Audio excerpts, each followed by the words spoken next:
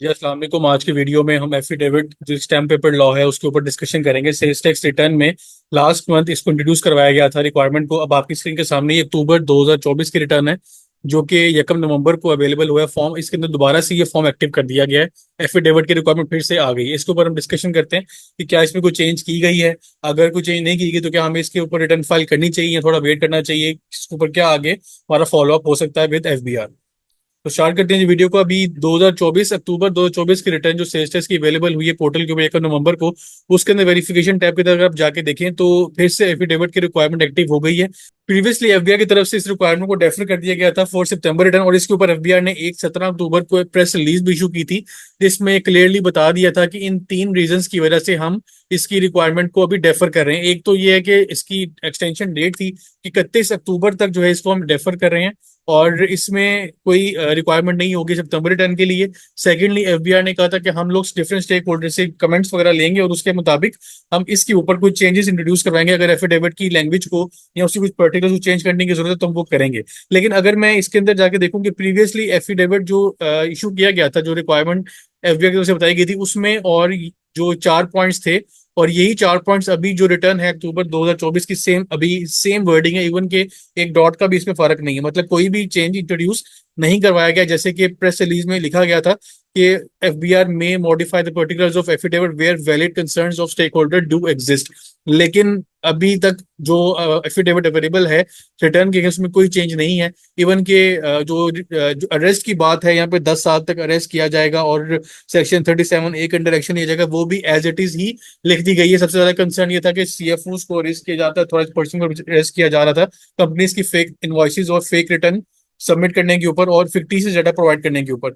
इस पे 19 अक्टूबर को सिंध हाई कोर्ट की तरफ से भी स्टे आ गया था जिसमें बिजनेस कम्युनिटी की तरफ से काफी ज्यादा एक एहतजाज किया गया था, और उसकी बेसिस पे सिंध हाई कोर्ट ने स्टे दिया था कि सितंबर रिटर्न के लिए एफिडेविट एप्लीकेबल नहीं है। और 1 नवंबर को हम लोग डिसाइड करेंगे based on data receive by FBR और जो इसमें डिफरेंट पार्टीज इन्वॉल्व है।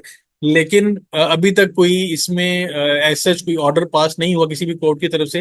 लेकिन एफबीआर ने पोर्टल के ऊपर अगर जाके देखें तो आपकी रिटर्न में अब ये फॉर्म अवेलेबल होगा। तो अब इसमें क्वेश्चन ये आ रहा होता है कि अभी हमें इसमें इस सिचुएशन में क्या करना चाहिए कि अभी सिंध हाई कोर्ट का स्टे जो 31 अक्टूबर तक था वो भी एंड हो गया, अभी तक उसमें कोई अपडेट नहीं है। तो आई विल सजेस्ट कि अभी 18 नवंबर तक टाइम है रिटर्न फाइल करने का। आप अभी 6 की पेमेंट कर दें। 10 नवंबर तक आपने एग्जिट फाइल करना है, उसके 15 तक आपने पेमेंट करनी है। तो आप पेमेंट तक अपना सारा डाटा तैयार रखें। आपसे स्टेटस की पेमेंट कर दें जितनी भी आपकी बनती है। कि अब 18 तक अगर कोई इसमें ऑर्डर नहीं आता तो आप इसकी एक्सटेंशन अप्लाई कर सकते हैं रिटर्न की, क्योंकि इट इज हाईली एक्सपेक्टेड कि इस रिक्वायरमेंट को फिर से चैलेंज किया जा सकता है। सिंध हाई कोर्ट के अंदर ये चैलेंज ऑलरेडी हुआ हुआ है और अभी हो सकता है कि उसको फर्दर अपडेट रिसीव हो सकता है किसी और प्रोविंशियल कोर्ट के अंदर भी इसको चैलेंज किया जाए, क्योंकि एफटीओ ने भी एफबीआई को रिकमेंड किया कि वो एसआरओ 350 की वजह से काफी ज्यादा जो मसले अराइज हो रहे हैं फॉर रिटर्न फाइलिंग पर्पज, उसको ईज आउट करना चाहिए, उसको थोड़ा सा रिलैक्स करना चाहिए। और ये जो एफिडेविट है ये भी एसआरओ 350 की ही फर्दर एक्सटेंशन है, उसी के अंदर इसको सप्लाई चेन को बेहतर करने के लिए किया गया है। फर्दर इसके अंदर एक अपडेट ये भी है कि एफबीआर ने अब क्रैकडाउन जो ऑफिशियली स्टार्ट कर दिया है डिफरेंट बिजनेसेस के अगेंस्ट। और रावलपिंडी में एक बेकरी प्राइवेट, नाम अभी डिस्क्लोज नहीं किया गया, एफबीआई की वेबसाइट पे प्रेस रिलीज आई कि एक प्राइवेट जो एक प्रोमिनेंट बेकरी है उस वहां कैंट रावलपिंडी में उसको सील कर दिया गया क्यों, because of issuing fake POS invoices and receipts and are also imposed a penalty. अब इसके ऊपर पेनल्टी भी लगाई गई, फर्दर इन्वेस्टिगेशन भी जारी। लेकिन एफबीआर का जो एक क्रैकडाउन है 1 नवंबर से स्टार्ट होना था ऑलरेडी अंडर वे है, और इसमें अभी तक तो कोई अपडेट नहीं है कि एफिडेविट के ऊपर कोई चेंज इंट्रोड्यूस नहीं किया गया। इंशाल्लाह जैसे ही इसमें कोई अपडेट आती है I will definitely make a video on that. लेकिन अभी तक यही रिकमेंडेशन है कि आप लोग अपनी रिटर्न की वर्किंग कंप्लीट कर लें, पेमेंट कर दें, और तब तक इंशाल्लाह होपफुल है कि कोई अपडेट आ जाएगी, कोई एफिडेविट के ऊपर कोई एक शायद इसकी वर्डिंग चेंज कर दी जाएगी, शायद इसकी रिक्वायरमेंट को बिल्कुल खत्म कर दिया। क्योंकि सिंध हाई कोर्ट की एक काफी स्ट्रॉन्ग स्टांस था कि ये जो एफिडेविट की रिक्वायरमेंट है दिस इज अगेंस्ट लॉ। और लॉ में सिर्फ आपकी अगर हम उसकी रिक्वायरमेंट पढ़ें तो उसमें रिटर्न के अंदर सबमिशन की रिक्वायरमेंट है, उसमें कहीं नहीं लिखा हुआ कि एफिडेविट प्रोवाइड करें।